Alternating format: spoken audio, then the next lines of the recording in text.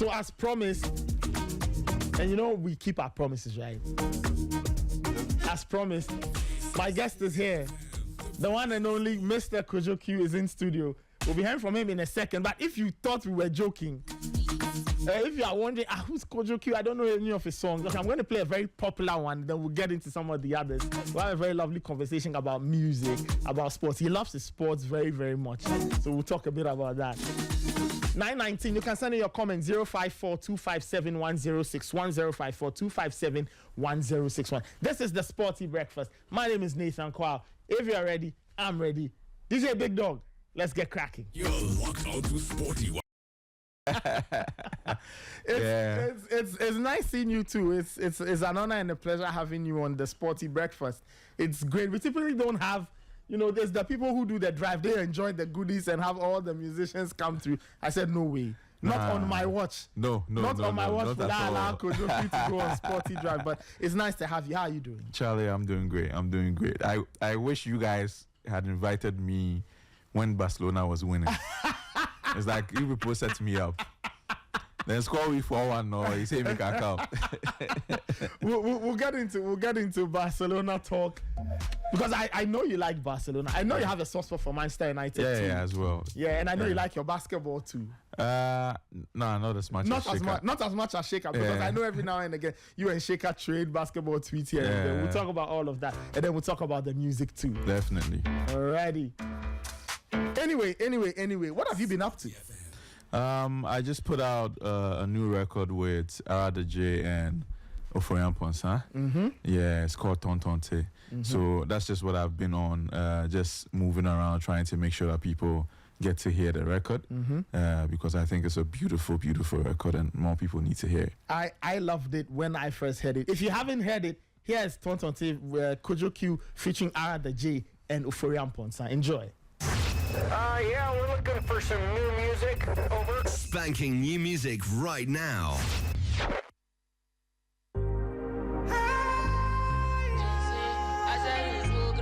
Lovely music.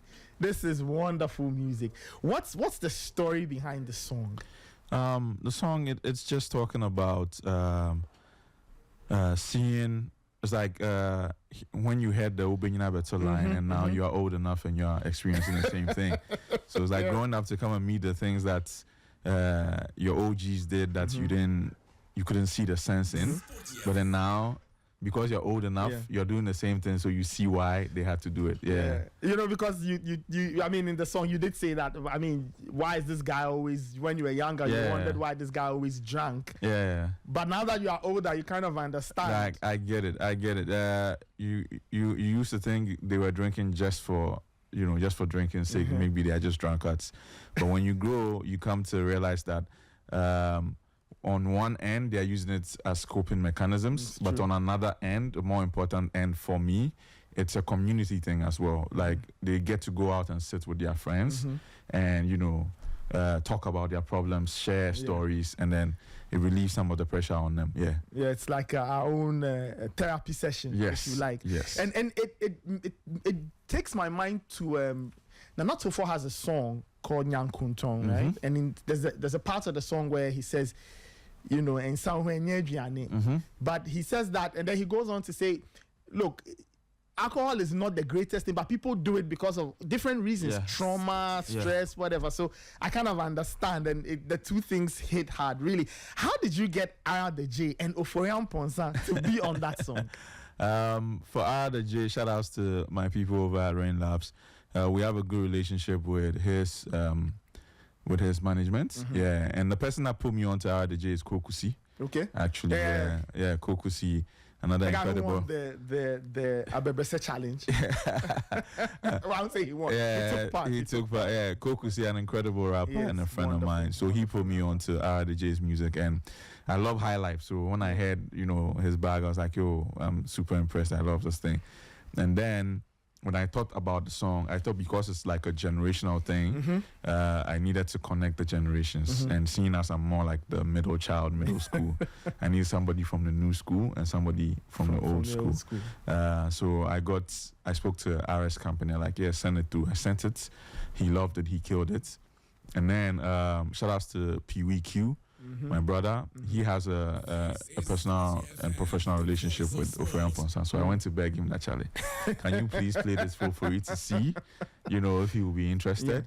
Yeah, and the legend heard it and, gave it the cosign, the biggest cosign ever. By putting his vocals on it. Charlie, yeah, I'm coming to help you host the show now. Thank you. Would love that. You are done with this game. Yeah, I'm done. You have Oferian Ponsa on a song. I mean, I'm curious. So it means that you didn't have all of them at one place. Obviously, these days you rarely get people recording together. Yes, I didn't have. In fact, Ara was in the US at the time that I sent the record. Okay. Yeah, so I didn't have all of them in one place. Because I was about to ask you, did they record with this balaclava on? But no, he doesn't record with it on. Yeah, that's just the look. Even when he came to the video shoot, he was not wearing it. Oh wow! And then once the cameras turn on, then he wears it, and then he takes it off again. The production of the song thrills me. I'm a sucker for just music that's very pleasant, right? And assuming the vocals did not even exist, the music itself is great. Who put that all together? Shout outs to Plug and Six, their production duo, and then Nikwe. So I had the idea in my head. The production was inspired by old Zap Mallet and Lord Kenya records. It sounds that. Yeah, Obi Pinakra, It sounds, the drum sound, I say, the drum sound almost sounds like Yawajini. Yeah, that's the it. same bass and side stick sound. Those two bounces. Yes. Yeah, like those two bounces. The two of themselves are very similar. So it was inspired by that era of hip life. I was listening to a lot of that around the time, and then that's the energy that I wanted to go with. So I spoke to Plug and Six. I told them what I wanted. They gave me a foundation, and then I took it to Nikwe, who's like my guitarist, band member. Yeah, I could. Yeah, and then I let him do his thing on there. Brought it back to Plug and Six. They tweaked it a bit, and then Charlie. Wow. Yeah. Tell me about the writing. What came first, the music or the lyrics? No, the lyrics. The lyrics came first. The concept came, and then a bunch of the lyrics came. Yeah, but it was easy to do it that way because I already had an idea for how I wanted the production to go. So before I even spoke to them, in my head, I can play how the bounce of the drums and everything. So I put that down before, at least for my end. But for everybody else, as I sent them the record, I sent Ara DJ the record with my verses on it, and he did his thing. And I sent Ofori with the two of us on it, and he did his thing. Wonderful. It's I ask because a lot of the music these days is done. You are inspired by what you hear. So somebody plays a production for you. You listen to the beat and you are inspired to go with it. Yeah. Or as Eminem and D12 say, you respond. The right on the cusp of the era where you used to go to the studio and sing your song for the producer. Oh yeah, I know, I've been there. Yeah, I'm from right when that was fading out to when people started sending you beats to. Yeah, so I create both ways. Sometimes I'll have an idea and then I'll have it written down and then I'll go and search for a beat. I see. Sometimes they send me beats and then it inspires something. Yeah. Wonderful. Look, I love the song. I just love the music. The music is pleasant and the message is deep. I see that you go on this tangent a lot of the life stories, the relatable things, the things we all experience. I guess the greatest collection of that is For My Brothers, and maybe we'll talk about For My Brothers one day. not today. But take me through the writing. So you had a few lines and then I guess you were adding up as you went along, or you had everything set? No. So it always starts with an idea, right? Yeah. So here the idea was just the proverb "Tonton te yeno musani efajuni." Yeah, and then the other one, the "Pekoni bisano amesade na wano sosana." There's those two things dancing in my head, and then the story comes out, right? And then from there, you start crafting the lyrics. So. I mean, it's one line at a time, really. Yeah, it's one line at a time, but one thing leads to the next one thing. Once you know the direction, once you know what you want to say, it flows easier. Yeah, wonderful. So listen, you can find this on all the platforms. Tonton Take, Kojo Q featuring Ara the J and the legendary. Shout out to Fly.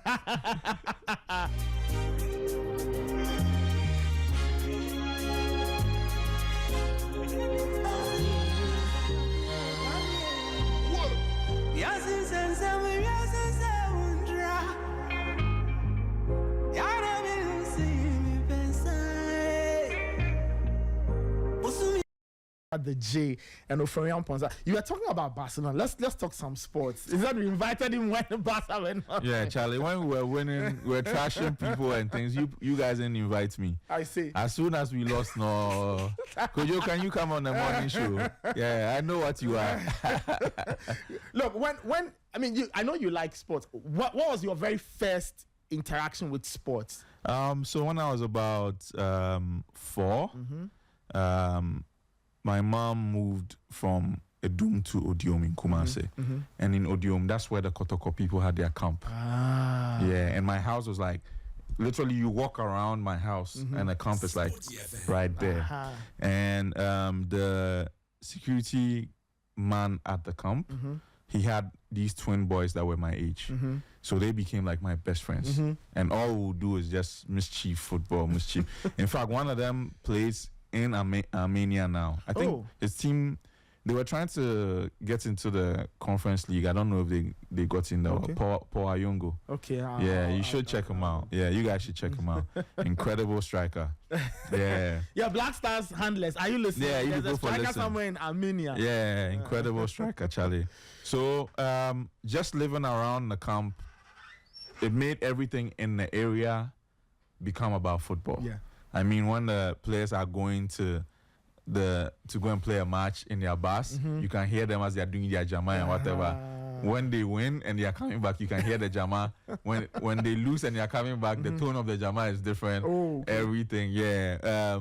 When they wash their jerseys and hang them, yeah. In fact, at one point, because I was a striker when I was younger. At one point, playing around the camp, this guy, I don't know if you guys remember him, Prince Edupoku. Yes. Yeah, Prince I remember Edupoku him. like took me under his wing for a bit. I see. Yeah, and Giving you lessons in goal scoring. he used to just take me around. Like, he used to just take me around. Took me to a few of the games. I remember the game. It was some game that in Tojan got the red card. I've forgotten it. Yeah, but these are very old. Yeah. So the love for football just came from there. And then the other thing that heightened it was France 98. Yes, France 98 just took it to a whole nother level. Which team did you support in that competition? Brazil. Charlie. Yeah, I support. You must have been as heartbroken as I was when they lost the final. Oh, Charlie. Like, nobody could believe it. Yeah, nobody could believe it. Yeah, so I supported Brazil and then the Netherlands.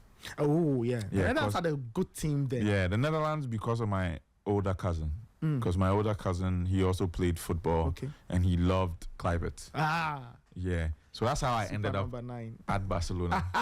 Because Kluivert eventually moved there. Yeah, that's how I ended up. Yeah, so because of my older cousin, who is also the reason why I rap, because he also was super into Obrafo and introduced me. He was like my hero growing up. I see. Yeah, I see. You mentioned Obrafo, and for all of us, I always say that, you talk about, I mean, just not to digress a bit, but whenever we talk about Ghana's rap story, right? That story can never ever be written without Paimuka. And Paimuka is like, it's the most seminal, probably piece of rap work done in Ghana, because I think it changed everything. Yeah, that's our Illmatic, for sure. That's good, an Illmatic. It changed everything. It changed. It's made hip life super mainstream, super accepted. Yes. I mean, Achame had kind of done that with the Masanaba record, but Paimuka is what made it almost like democratized the game. Yeah. So Paimuka, I say that Reggie Rockstone told us it was possible to rap in Chi, but Obrafo told everybody that you could actually rap. But that's how I conceived. He showed. He showed that it was very possible. So Reggie actually says he is like the Moses of. Like Reggie's like the Moses of hip life, and Obrafo is like the Jesus of hip life. That is true. Yeah. That is true. I always say that even then, for a lot of people, they looked at Reggie Rockstone. It almost looked like he belonged in this different realm, right? Because look at it. I mean, his dad was saying to say, almost like, even though he was rapping in tree, some people thought that he was very different from us. He's like me nowadays. Yeah, but now, when Primuka dropped, even the regular Joe could relate to Obafo. Anyway, back to football. You have a soft spot for Manchester United. So let me ask you this. In the 2009 Champions League final, you must have been conflicted. No, I was not. I didn't have a soft spot for you guys then. Okay. Yeah, and it only started... it only started like maybe 2013, 2014. Okay, yeah, because my wife's whole family are like United supporters, and also that's when your struggles started. I don't like to support teams when they are like super high and winning, because then it kind of feels like I like when I am part of the struggle. So your struggles also started then, and silly me, I thought, let me just hop on. They will fix it in like 2-3 managers. Bro, it's been years.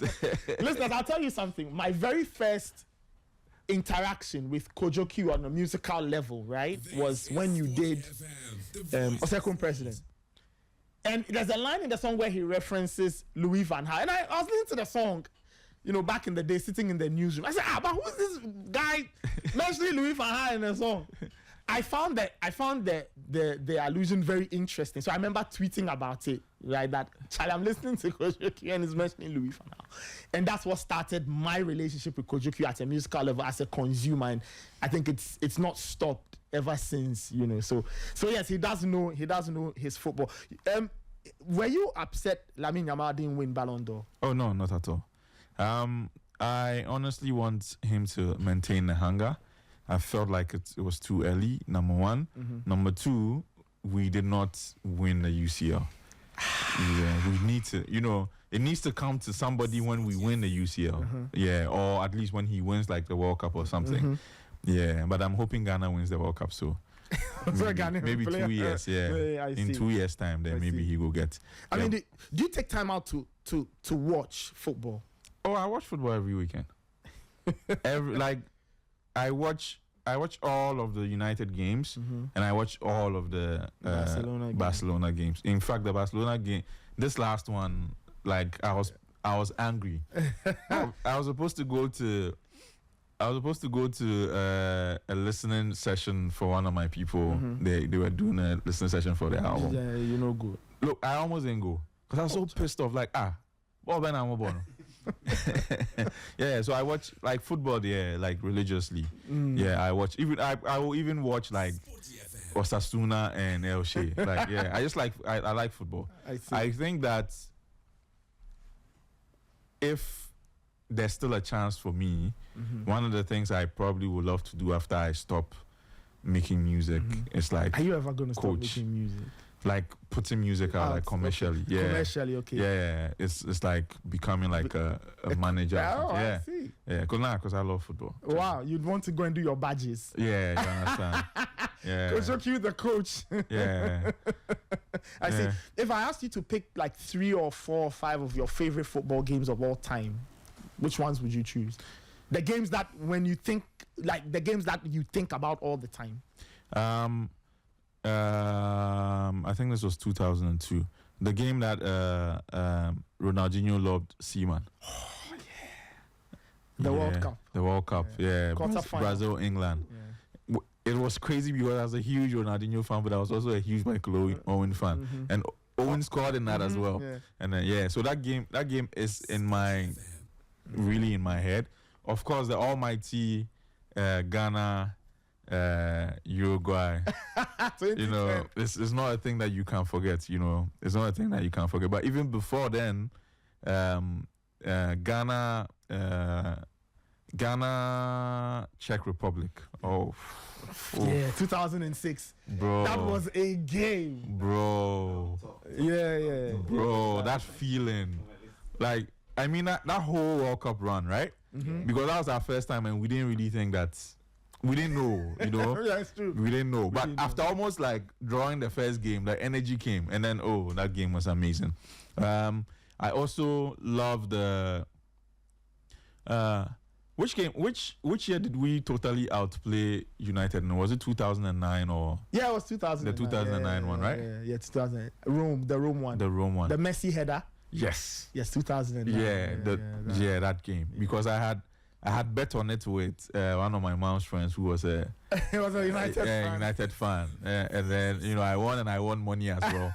Yeah. But then the thing that the thing I love about that game the most was I remember that before the game started, they were talking a lot about how Messi didn't have aerial ability and Messi and then he can only dribble and then he scores with a header. Poetic justice. Yeah. How many have I given you so far? So you mentioned 3. Ghana, Uruguay, Ghana, Czech, Barcelona, Man United.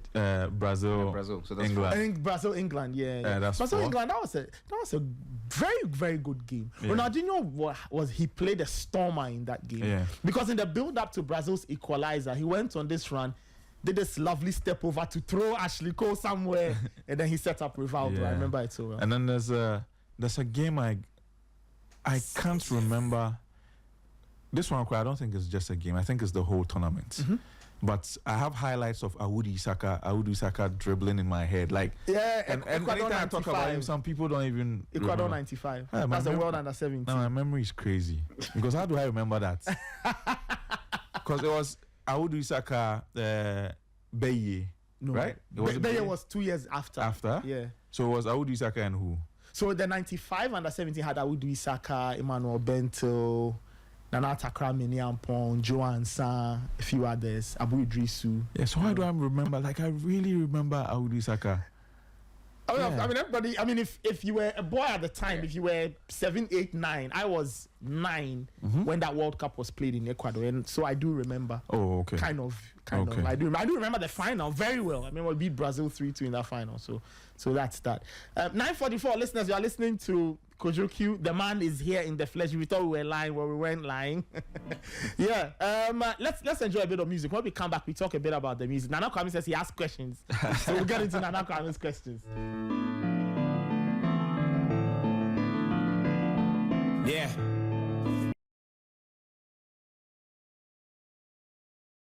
But it's actually the title track of their joint project, Pen and Paper. This is how far back is this? 17. 2017. Yeah, 2017. I remember. It feels so long. Yes, it does. But the songs are as great as everything.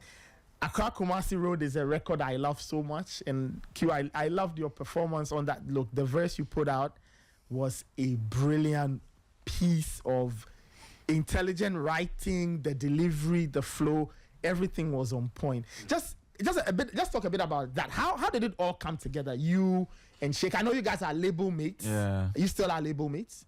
No, we're not on the label anymore. Okay, you're not on the label anymore. But as of the time, you guys. Yeah, but we are still friends. I know you guys are buddies. How did it all come together, right? So we had recorded the Pen and Paper song. Yeah. 2 years prior. There was one time he came to Kumasi it was me, him, and some EL show, and he came to my house, and we recorded that song, and then we both kind of forgot about it, and then we're going to Kumasi for another event again. We're riding together from Accra, and then he played the Pen and Paper song.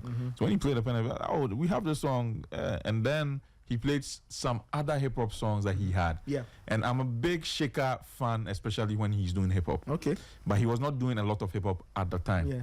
So when he played it, one of our guys who was also riding with us, Nathan, was like, actually, you need to get back into this. Not me though. But you know your name.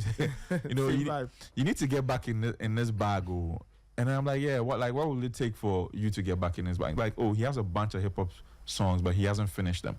I'm like, I can finish them, and then we like, okay, cool. So that's where the idea for the project came. And then when we went to Kumasi, because we had the idea, I went to iPapi and then I took a bunch of beats from iPapi.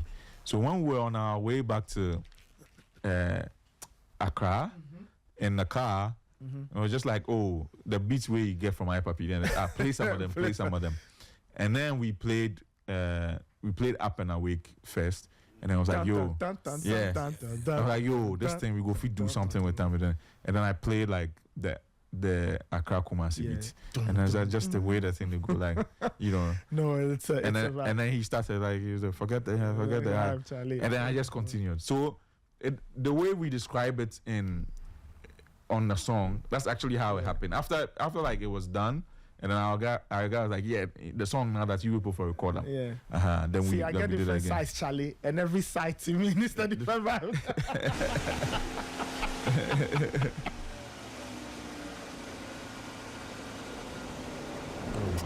Charlie. Right now they can't go Accra. They will go check.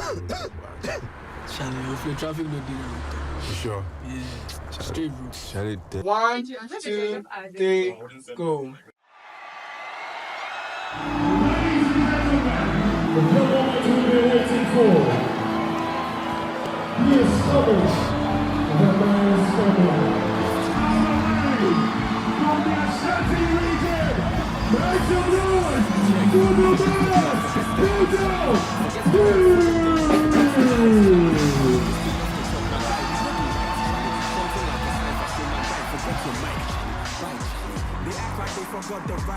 My earliest memories of music are actually like waking up in my grandmother's room to hear the sounds of Kakeku #2 or Pablo playing on her ghetto blaster, or just, you know, running around the house, my cousins or my uncles playing Shaggy's Bombastic or something from Lucky Dube. And when my cousin brought home Brafos Paimuka, I absolutely fell in love with the song Aden, and it made me want to write my own music. So for years, when people will ask me why I do music, I will say, oh, Brafos Aden is the reason I do music. That's why I do music. Until I heard the Manson line in his song, Anna, where he says, they say that this won't take us to the Grammys and the Oscars, but Sean, the Oscars and the Grammys, this is for my brothers. As soon as I heard those lines, I knew this is why I made music. So when I want you to cut to the last, she's a kind of girl I don't want to give up. Or, yeah. So cut that part. You see the jam the groove you're going with. We'll just after the hook plays. God led me to iPapi, and then I got some beats of iPapi, and then I got you to guys put made some classics. we put out some music. So that I really enjoyed. This album was good. So I love this song. I love the Pen and Paper, and then there were other songs with Sina. So things to do for love. And I remember Things to Do for Love when you guys featured Sarkodie. I think you guys dropped a little video of when Sarkodie, and then you said, "Hey, Sheka, Charlie, Sarkodie dropped the."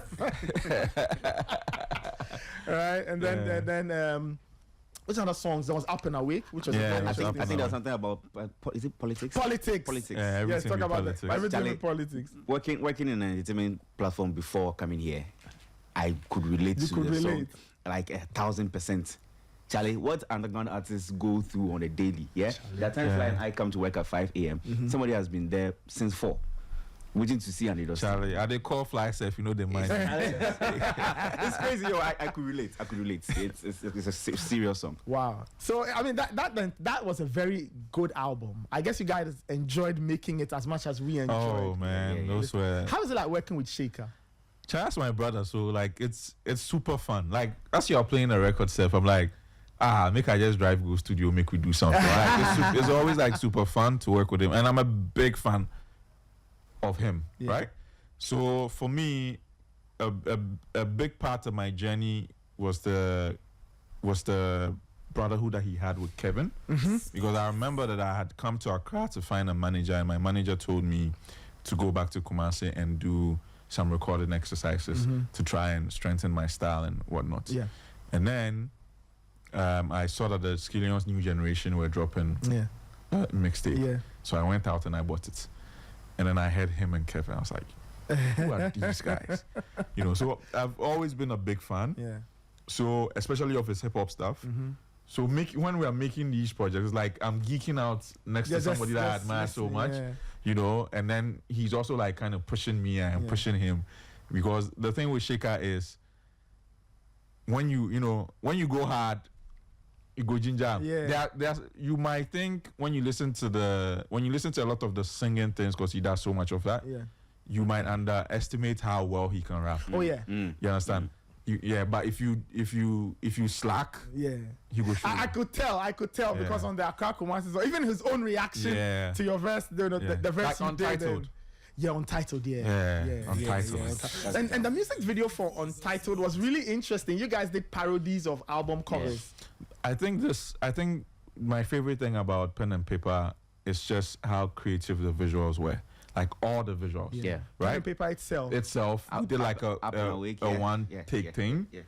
Untitled, we did the different album Yeah. covers, and Up and Awake, we did the whole slavery. Whatever. Yeah. No, it was, and then we had one for Accra and Kumasi where we are. When you watch the video is in slow mo, but me and Shika are kind of like rapping fast. But everything for so like it was great times. Yeah, It was good. Things to Do for Love of that record was a very interesting one. So the first one had Kiddie. Yeah, exactly. So I was about to ask. I think you guys released 2 versions of the song or something. no, we the remix came after because when Sark had the project, he hit us up that he wanted to be on that record. Brown. Yeah, shout outs to Miss Na for that record actually. Okay. Because the project was done, and then we invited her to come and listen to the project. And then when she was done listening to the project, like, you guys don't have anything for women on the, why is it so male-centered? Yeah. And I was like, oh. So then I did the beat. And then, you did? Yeah, I did You the produced beat. that? Yeah. Wow. Amazing. Wow. So I did the beat. Because I remember at that time I was listening to Mr. Easy, Juice, and Sarkodie had some song, Thief. Yes. So I was listening to Thief at that time, and I was really into Thief. So Had this very indigenous high life vibe. yeah, but then it was trap. Yeah. So as soon as that, like, just off of that energy, I made the beats, and I got Jay's Imera to spice it up as well. Oh, Jay. Then The drummer. the drummer. Like, yeah, I think he also did as well. He produced him. Wow. Yeah, and then I called Kitty to come to the studio, and then he did his thing, and then me and Shika. I just love, things to do for us are very interesting. You know I need your love, right? You know I need your love, right? It's one of my favorites. One of my favorites. Love you like King. If my favorite is your love, right? But I noticed that you kept your verse in the 2 versions. You didn't change. Shaker changed his verse from one version to the other, and then I thought the verse was like super brilliant. It was. Yeah. It laid back. Some verses don't have to be timed. I thought the verse was It's like brilliant, Shaker's verse on Up and Awake, right? Yeah. That verse was a really, really good verse.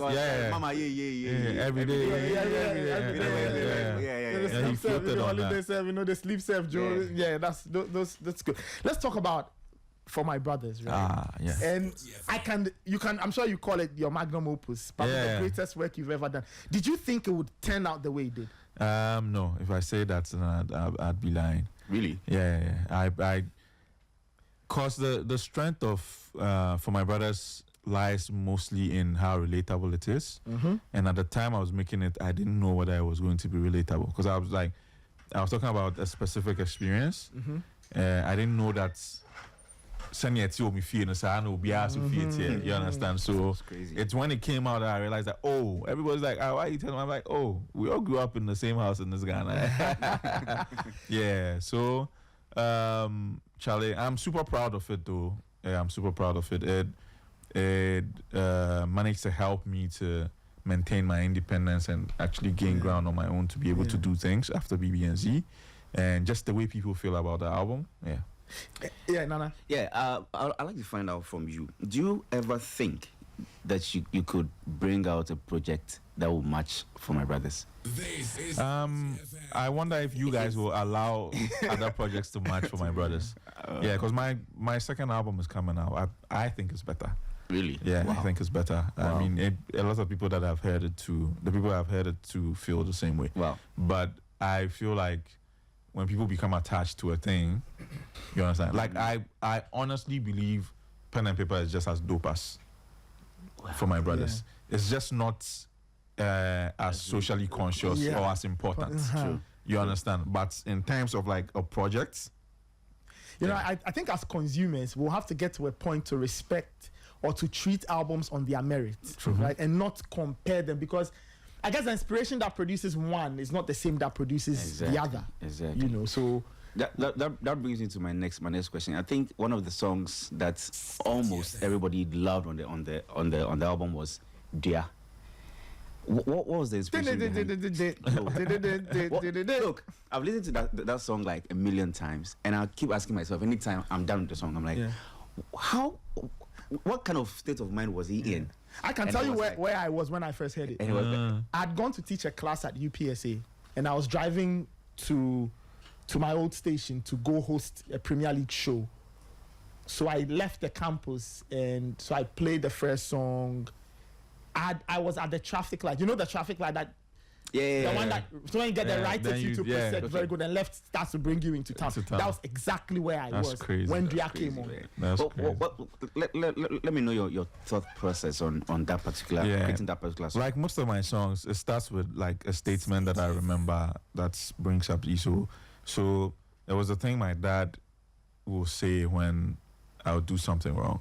I say, "Oba bro," and what he actually meant to say was, if you allow laziness and these type of things to come into your life as a man, you go suffer, because as a man you for work hard. But he didn't say all the other stuff. He just said, "Over, bro." So when I got the beat, it's a Fortune Dane beat. It's a hard beat, right? Hard. Very hard. Yeah. So the initial thought is, let me rap, you know. But then I was like, nah, that's what anybody would do on this. So what do you know, where can you take it that nobody else will take it? And then that statement like popped up in my head. So then I built the whole song just off of that statement of a father just thinking about the way the advice, even though the intent for the advice was good, the way it was framed could have messed me up. So I just built, both sides up. And even though in the song it's like, oh, my dad says things this way and my mom says things this way, they both kind of shaped you in a way. Yeah. One last question here. I think the year you dropped For My Brothers as well, I think the year on the review at the time, I think it was VGMA. You missed out on the album of the year. And then it was do you even expect people to come out and come and root for you like, yo, could you cue? No, yo, I was surprised, bro. I mean, because there was like the whole campaign on X. Yeah, yo. Kwadwo Sheldon was actually, man, shout out to Kwadwo Sheldon. Welcome to his newborn. Yeah. He was actually on Twitter fighting my cousin because my cousin was saying that the album didn't deserve to be on anything. Yeah. Okay. So he was actually fighting him, and then I had to DM him and tell him, it be family issue, make you no mind now. Yeah, so I was super surprised at people. I felt humbled, but but I didn't feel a way about missing out on it, because I feel like if you check the criteria for that particular category, the album didn't deserve to be there, because they don't count it as a great. The criteria doesn't say great album based on critical acclaim or how well it is put together. It says number of hits. Okay. You understand? So, like, I understood that. Like, yeah. Well, what's your thoughts on that, though? Do you think albums should be criticized based on how it impacts the society or the number of hits? I think the number of hits are easier to measure for them, because if you make it how it impacts society or how people feel about it, then it's going to be more nuanced and whatnot. But I do think that there's a way they can get around that. I think maybe the number like the way I get around my question. I'm asking for your thoughts on whether albums. Yeah, that's what I'm saying. Okay. So I think there's a way they can get around that so that it reflects more on how well albums are crafted. But the thing is, Ghanaians, we've always like the majority of us have always made albums with a focus on hits. So it's a cultural thing. It's not, it's our own. It's our own. Yes, it's so if you watch most of our big artists, right? Most of our big artists sometimes struggle at putting together cohesive bodies of work, because all the people that they came up admiring and studying, had the same thing. You have to put the hits together. We forget that albums are supposed to be very cohesive, right? You tell one story to the other, to the next. That's why, right, for if you love your music to a certain level, that's why, for example, you can relate to For My Brothers. Yeah. Because it's one story to the next, to the next. That song. Yes. I love that song. So that song speaks to me. See, the whole album makes you sit yourself down and ask yourself questions that, do I really have to come to work and come and speak? Hey, you have to come over. and then the second verse of that particular song also tells you that from the bro, perspective of an entrepreneur, to own your own business. He said last week, I sell my TV. For pay the bastards. That line, man. That line, man. Crazy album. You Crazy know, album. Workaholics, and I love the hook so much. It's a hook I sing very often. It's a brilliant song, Workaholics Anonymous. Yeah, so it was inspired by two of my favorite songs, EL's Work and then Chrissy's Grindy. Work. If you're Oh, bad the for guy enough, explains you don't the get it. Monday, the end. Okay, I get it. I mean, EL's work with which one? The first one of the bad I mean, one? they all have the same hook. Okay. But the very first one. The very, the very like first that. one. I like with Dex Serial and Dex. and Yeah. Dex. Yeah. That's I love that record a lot. Because of time, Yeah, look. I mean, I would like to go on and on and on and on and talk about stuff. Let's save it for the podcast. We'll save it for the pod. I'll bring Nana Kwame as the other guest. Anyway, I mean, you know what? Let's just play. I don't know which one you want. We should play Drea. Let's drop Drea. For those who haven't heard it, this is Drea of Kojo Q's For My Brothers. If you haven't listened to that album, you should. I implore you, find that album. You will love it. I'm telling you. Let's listen to Drea. You understand how people like this, and then now we go back. But whilst I am making it, I don't consider, it's not like, oh, it's very, very few songs. Like, okay, this song, it will work on radio. But most of the songs, I just made it because, I just made it because I wanted to make a song.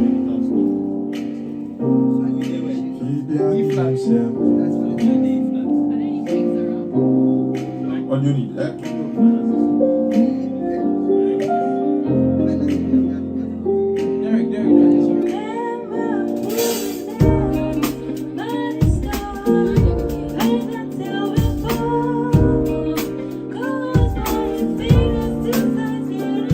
I've always recorded myself. Like till this day, I still record myself. So for my brothers, I'm at home recording myself, sending music over the internet to people that I want to feature, so they also record themselves and send to me.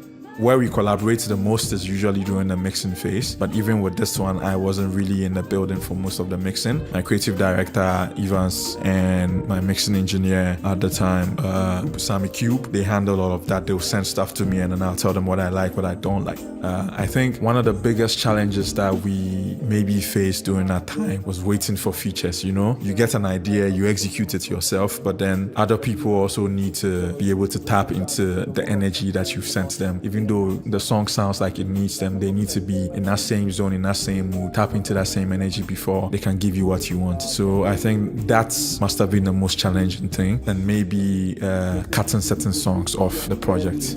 Yeah, cause as of now, my only fear beat. Say they'll let you go, thinking I'm a dead beat. One of the things I always say is, or one of my regrets from the album is the fact that the visuals that I accompanied it were not as top-notch as the project itself. But that happened because we were not expecting you guys to like it that much. Hey man, Kojo, to think that you get a beat from F. Dane and you turn it into a very conscious song. Not many. If I got a beat from F. Dane, I'm going hard about I'm going to set fire to your house. Yeah, I think at some point I became disillusioned with rapping about how well I can rap. Yeah. First off, I'd never. That was not the thing about rap and hip hop that drew me to it. Yeah. What drew me to it were the stories. I always credit Obrafor's Aden with making me want to rap, and he was telling stories and he was talking about daily life, and that's the kind of music in general that I enjoy. You understand? But when I was coming up, I had to. You had to sharpen, prove, I had that to you sharpen, could write. yes. And So you had the lyrics and the. So I did a lot of the Better Than Everybody raps, and built a core following off of that. But at some point, I feel like, that was never the goal. So you are going off center, but you need to come back. So of course, when you get an F Dane beat, the first thing is like, yo, let's go crazy. But I'm like, yeah, that's so typical. Yeah. Fun fact, we almost had a problem with the beat. because he had given me the beat like 2 years before. Yeah, I can absolutely relate. Yeah, and I had done the song, but I never sent it to him. Mm-hmm. Then it turns out he sent the beat to Obibini and Walasi as well, Mm-hmm. and they did a song. Mm-hmm. So finally, when I wanted to put it out and I sent the song to him, it's like, oh, this beat, I have given it to these guys. So I'm going to try to replay something for you. Mm-hmm. I was like, okay, you try and make me see. And then I think he tried. He tried now, then I was there, then he came back and he said, Charlie, I did go tell them, say, you know, I take the beats, give you a long time, you do them. Yeah, because I try, this beat, it be perfect, this is perfect. Imagine. Yeah, Just imagine. sliding doors moment. We didn't have the opportunity to hear the song. Just imagine. That's a conscious lesson, bro. Charlie, yeah. Right, It's crazy. Yeah, right, so right. shout outs to Fortune and shout outs to OB and Wallace. Actually, we would love to hear what they did What with it would be good. It would be good. Yeah. It would be good. Yeah. Let's go back to sports. We've gone to music a bit. When was the last time you went to see a live game? Oh, it's been a long time. I think the last time I was like a Hearts Kotoko game at the Accra Sports Stadium. Yeah, I wasn't really impressed. I think that's why I haven't gone back. Oh, Yeah, no, I was not impressed. not at all. Yeah. What didn't you enjoy? I didn't enjoy the football being played. Like I've seen better football at Super Zonals. You know, the year that, you know, Cars had Manoma and we won the Super Zonals. Credible football, you understand? But I don't know if it was the pitch, or I don't know if that's where like the league at that point. Now this was a while back though. This was like maybe, well, it's going to be like 5 years ago. Okay. So I don't know if it has improved now. But I wasn't impressed. I was like, oh man. I went to watch Hearts Kotoko a few months ago. Nana, Charlie, it's still the same, eh? It's not like the standards haven't really gone up, and so that's why we talk about this all the time. That you see, that's the thing that will keep people away from watching the game, because at the heart of it, the football must be pleasant. Exactly. It must be nice to watch. It must just be nice to watch. And sometimes you go and watch some of these games, you can tell that the levels are not good in some way. So, but if you have the opportunity, would you want to go and watch another game? Oh, definitely. Like, Would you go and watch the Black Stars this Sunday? Oh, is this Sunday? Yes. 7 p.m. Oh, actually, that's not. So the Hearts Kotoko one is not the last. It's not the last game I watched at the stadium. I watched Black Stars and was in Nigeria there. Black Stars in Nigeria and Kumasi. Oh, yeah. Ahead of the World Cup playoff. Yeah. The I was first at that leg. game. I was at that game too. Yeah. The atmosphere was charged. Yeah. It was crazy. Even though we no get the. I was literally sitting behind. You know, this guy that used to carry.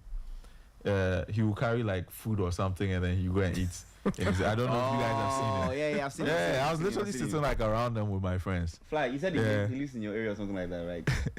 The guy who normally no, that's a different one. That's a different one.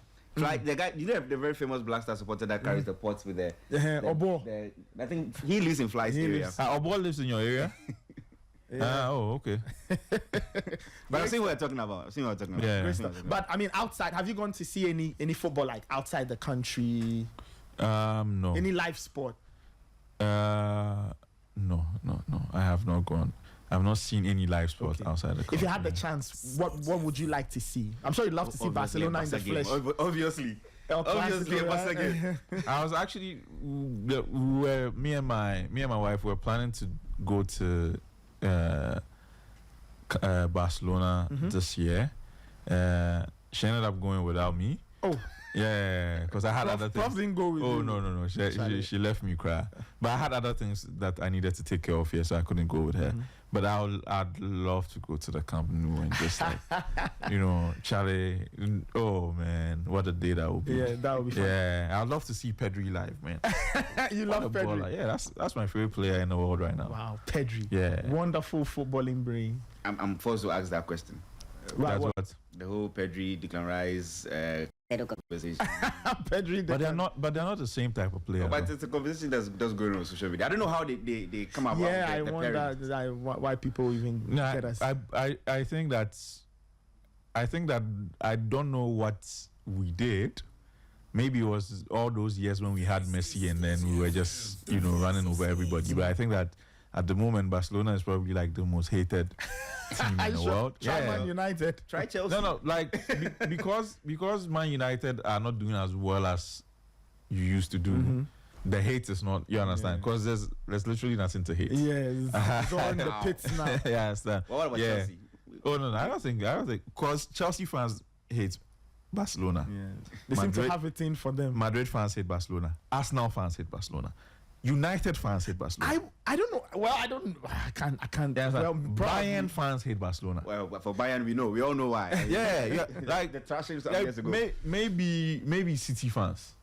Right now, Maybe because PSG fans also hate Barcelona. Like it's not even, it's weird.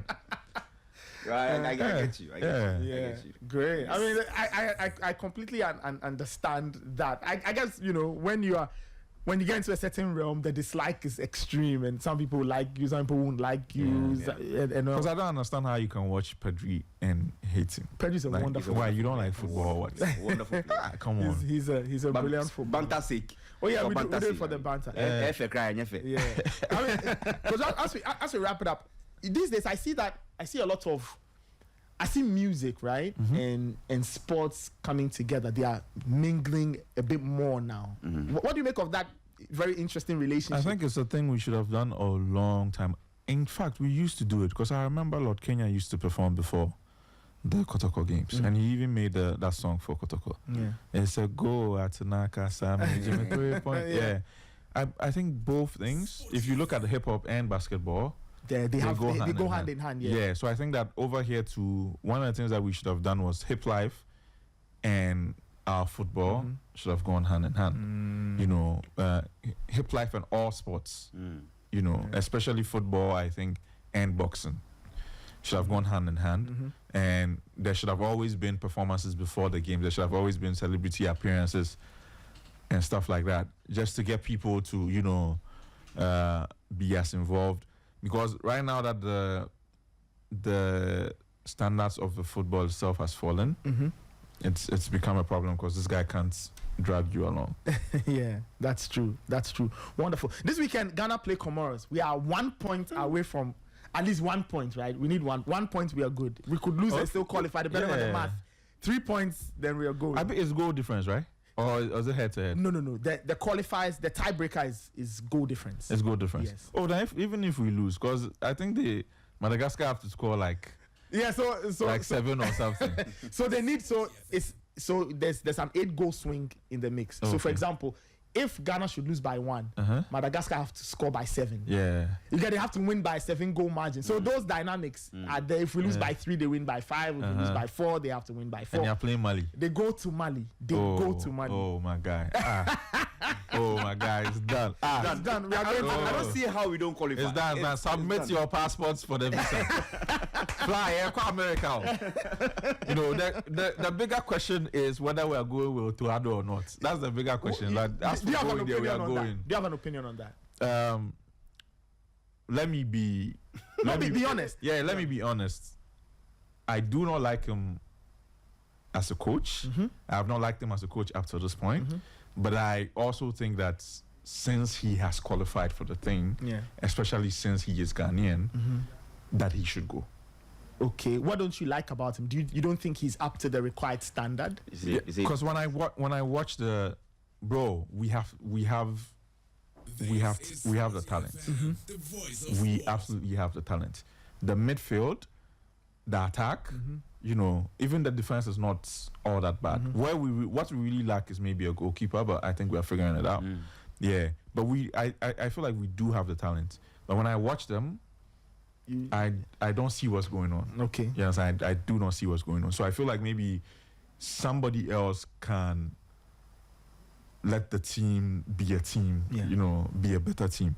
But then he is a child of this country who has taken our team and he has qualified for a thing. I feel like in rewarding him with letting him go all the way, the message that we send to everybody else that sacrifices for the country is also that if you put in the right work and you do the right things, that we give you the chance. Okay. But if we take it from him now and go and give it to some random guy who we also don't know whether he could do well or could do well, then it be some way. Yeah, I see it. Well, I mean that's a very clear opinion. Sense, You think so? So I'm assuming that in the event where we keep Otto, what would you like? More support from him, or between now and the World Cup, you expect him to like beef up his style? Let us see a bit more. If there are ways to support him with, you know, other people, because it has to be like a group effort. You understand? So if we are going to go and call up Kwesi Appiah and call up whoever to come and support him, and that's what we need to do, then that's what we need to do. Yeah. Wonderful.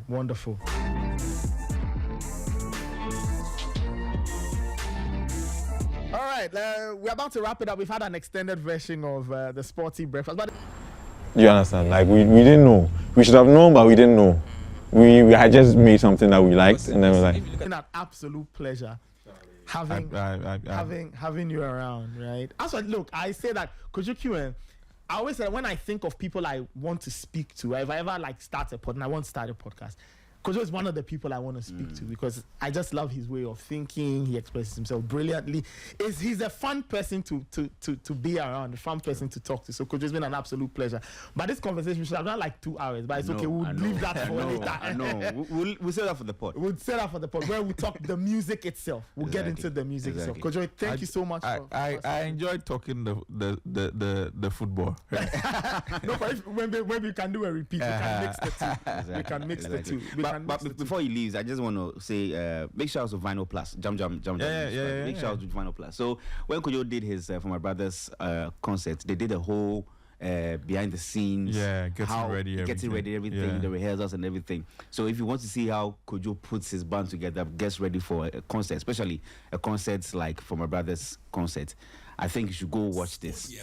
They had some conversations in the background. Yeah, I've seen that. I couldn't go that. So that actually is my cousin. Jam is my cousin. Oh, so I mean, I was there. So all the people here who couldn't come that day, this year you have to be there. I'll be there. Yeah, it happened on my birthday though. And when does it happen? We are looking at either the first weekend of December or the second weekend of December. So probably your birthday again. Well, we'll be there. So you guys need to be there. If I tell you how I missed that concert, it's so funny. So I had my tickets, everything, and Andy was supposed to, was supposed to be at an event to MC it, and he couldn't do it last minute. So now he called me, and I was like, Andy. I said, and then like 9:10, I couldn't make it. But we'll be there. We'll be there, Coach. I mean, look, when you frame up the details, you let us know. Yeah, I'll mention let you know. We'll give it a mention. And then the second album is also coming out in November. I can't wait. Charlie, we'll listen to that. Yeah, and then we'll have a conversation. What should we expect, Charlie? Nah, but you can tell from if you've listened to everything I've dropped this year, because I've done Abrebese with AEC. We have this one with Friamponsa. You already know the bag that we're in. So I'm telling you guys, you don't worry, you hear it. You guys, November, man. I don't know, it's like what, 3 weeks away. 3 weeks away. The album go drop. We go get private listening before. I'll invite you guys. We'll all be there. Trust me. All right, guys. Thank you, Kojo. Thank you so much for passing through. Yeah, thanks for having me.